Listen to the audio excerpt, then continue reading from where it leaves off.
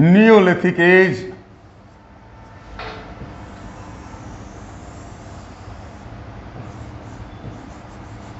(7,000 BC to 3,000 BC).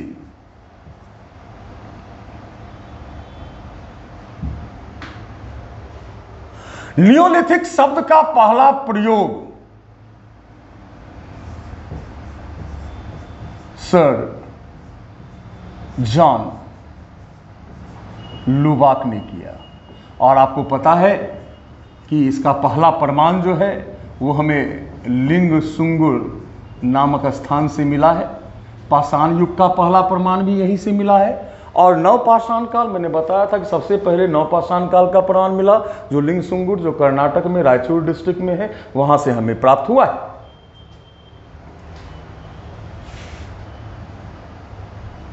नवपाषाण काल पाषाण युग की अंतिम अवस्था है, और इस युग में एक ड्रास्टिक चेंज मानव जीवन में आया। ये क्या था? मानव पहली बार, जहां आपने देखा कि पूरा पाषाण काल और मध्य पाषाण काल में मानव खाद्य संग्राहक था, वो फूड स्टोर करता था।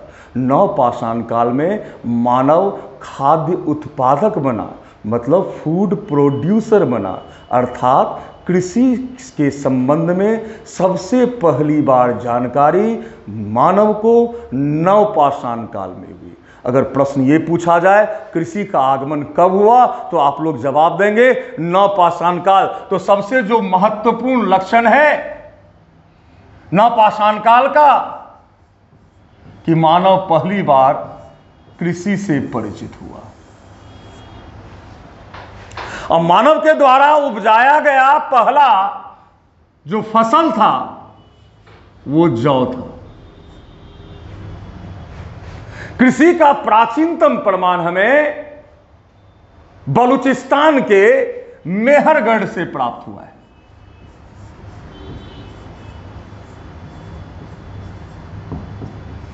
बलूचिस्तान में स्थित, और यहां से हमें गेहूं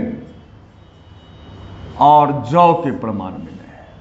यहां से हमें गेहूं और जौ के प्रमाण मिले हैं। मेहरगढ़ को बास्केट ऑफ ब्रेड या रोटी की टोकरी भी कहा जाता है।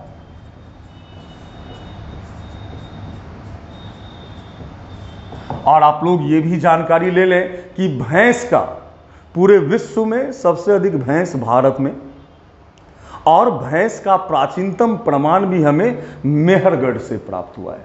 मेहरगढ़ को हम लोग बास्केट ऑफ ब्रेड भी कहते हैं। और चावल की खेती का या धान की खेती का जो प्राचीनतम प्रमाण है वो हमें कोल्डिहवा से प्राप्त हुआ है, जो बेलन घाटी क्षेत्र में है।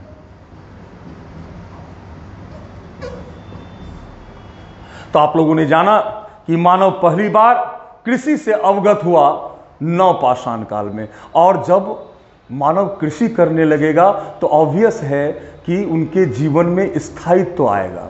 जो दूसरा महत्वपूर्ण लक्षण है नव पाषाण काल का वो है ग्राम समुदाय का जन्म।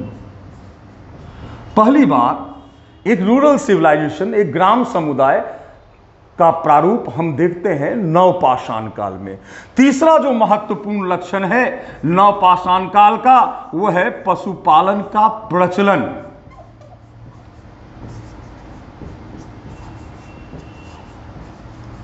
पशुपालन का प्रचलन प्रारंभ हो गया, ये ट्रेंड डेवलप हो गया। चूंकि एग्रीकल्चर में पशुओं की आवश्यकता होती थी, उनके जीवन में स्थायित्व भी आ गया, तो पशुपालन का एक ट्रेंड डेवलप हुआ नव पाषाण काल में। अगर यह प्रश्न पूछेगा कि पशुपालन का पहला प्रमाण किस युग से मिलता है, तो आप जवाब देंगे मध्य पाषाण काल।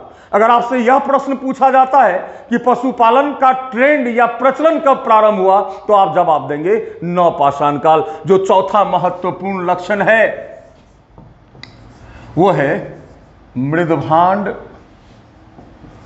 कला का प्रचलन। मृदभांड, मृद मतलब मिट्टी, भांड मतलब बर्तन। चाक पर मिट्टी का बर्तन बनाने की कला डेवलप हुई नवपाषाण काल में। क्योंकि मनुष्य स्वभाव से तो जिज्ञासु है ना, वो कुछ ना कुछ तो परिवर्तन लाएगा। चाक से पहिए का भी आविष्कार हो गया, पहिए का आविष्कार नवपाषाण काल में हो गया। नवपाषाण काल के कई महत्वपूर्ण स्थल मिले हैं, उसमें खासकर कश्मीर में दो महत्वपूर्ण स्थल है। पहला बुर्ज होम और दूसरा गुफ्फारग। इन दोनों जगहों से हमें बर्फ का बना हुआ घर, गर्त निवास, गड्ढे में घर बनाकर रहने का प्रमाण मिला है। मसाला पीसने का सिल लोढ़ा मिला है। हमें कई अनाज चावल वगैरह के दाने मिले हैं। हड्डी की सुइयां मिली हैं। इससे यह पता लगता है कि कपड़े सीने की कला डेवलप हो रही थी। और साथ में बुर्ज होम से हमें एक बहुत ही विशेष प्रमाण मिला है, वो है आदमी के साथ कुत्ते को दफनाने का प्रमाण हमें बुर्ज होम से मिला है। बिहार से भी हमें काफ़ी जगह मिले हैं नवपाषाण काल के, जिसमें बिहार की अगर हम बात करें तो बिहार में हमें चिरांद, यहां से हमें बांस बल्ले का मकान, मिट्टी का मकान, यहां से हमें कई अनाज के दाने भी मिले हैं, प्रस्तर उपकरण भी मिले हैं। चिरांद छपरा जिला में है। उसके अलावा चैचर हाजीपुर में है। सैनुआर